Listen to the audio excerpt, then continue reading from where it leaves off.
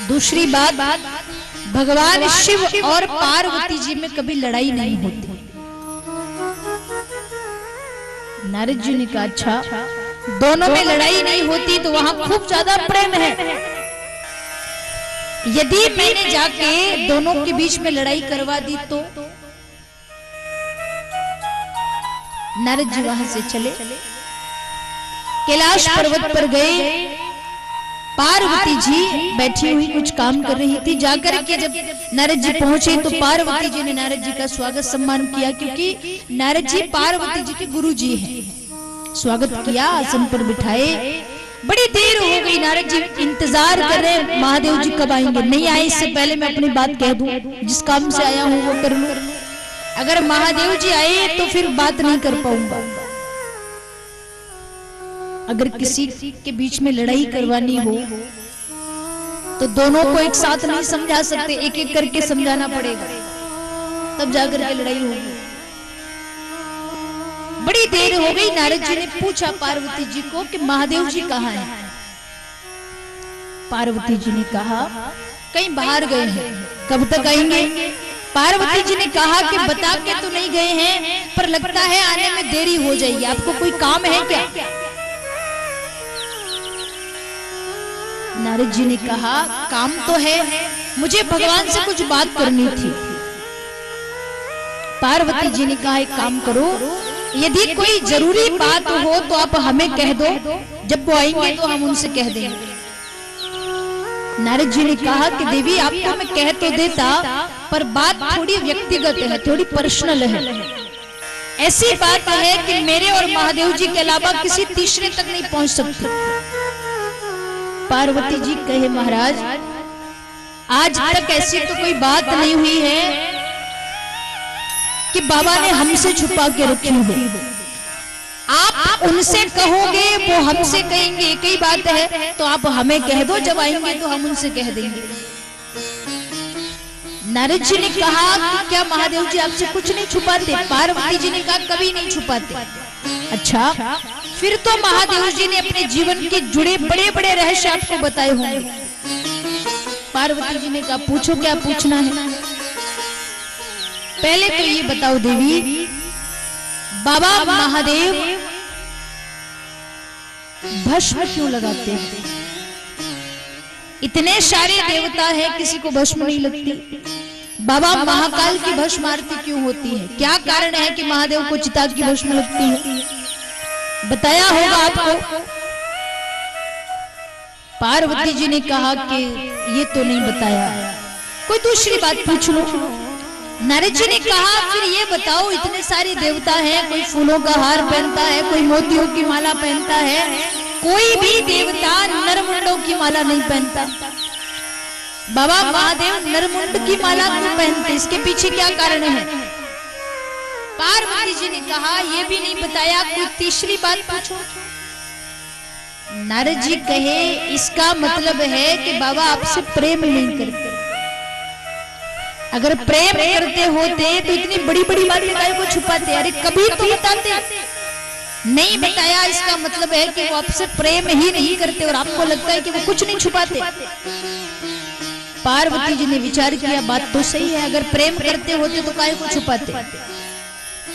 जैसे ही देखा कि हाँ पार्वती जी कुछ विचार कर रही है, कुछ सोच रही है, नारद जी को लगा मुझे यहाँ से जाना चाहिए, जो काम करना था कर दिया। नारद जी जाने लगे और जाते जाते पार्वती जी को कहे कि देखो वो आपका व्यक्तिगत मामला है, वो आपसे प्रेम करे ना करे भाई हमें क्या लेना देना, मैं तो जा रहा हूँ। पर एक निवेदन है, महादेव जी से मत कहना कि मैं आया था। नारद जी तो चले गए। अब पार्वती जी विचार कर रही है कि नारद जी ने सही कहा है, वो हमसे प्रेम नहीं करते। अगर प्रेम करते होते तो इतनी बड़ी बड़ी बातें नहीं छुपाते। इसका मतलब है कि प्रेम करते ही नहीं है। आने दो आज घर पे। महादेव जी आए। जब रोज महादेव जी आते थे तो बड़ा स्वागत सम्मान होता था, आओ भगत होती थी। आज महादेव जी आए हैं तो कोई स्वागत सम्मान नहीं, कोई आओ भगत नहीं, कोई इंतजार में नहीं खड़ा। महादेव जी ने विचार तो किया कोई ना कोई बात तो है। घर के भीतर जाकर के देखा पार्वती कहाँ गई। घर के कोने में पार्वती जी बड़े गुस्से में बैठी हुई थी।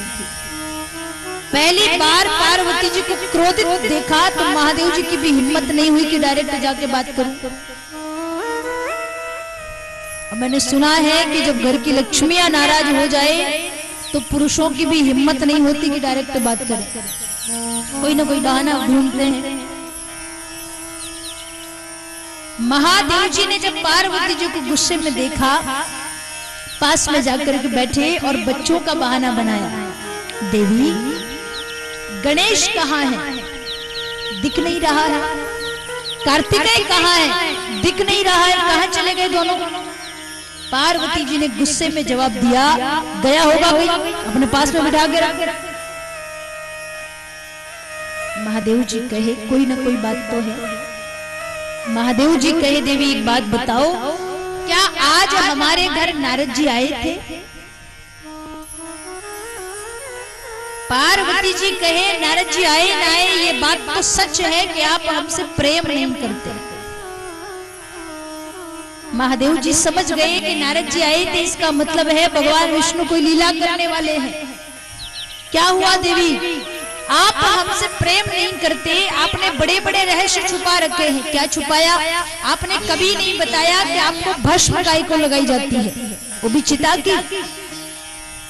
महादेव जी ने कहा आज बता देता हूँ देवी, जब जब आप धरती पे जन्म लेती हैं, हमारे साथ आपका विवाह होता है। विवाह के बाद जब तुम्हारे शरीर की अवधि पूरी हो जाती है, शरीर बूढ़ा हो जाता है, तो ये शरीर तुम छोड़ देती हो। उसके बाद तुम्हारा दाह संस्कार होता है। शमशान में जब तुम्हारा दाह संस्कार होता है तो तुम्हारा जो शरीर है ये राख बन जाता है, भस्म बन जाता है। तुम्हारे जाने के बाद जब तुम्हारे ब्रह की पीड़ा मुझे सताती है तो मैं शमशान में जाकर के तुम्हारी चिता से बनी हुई भस्म उठा के अपने शरीर पर लगा लेता हूँ। सोचो मैं आपसे कितना प्रेम करता हूँ।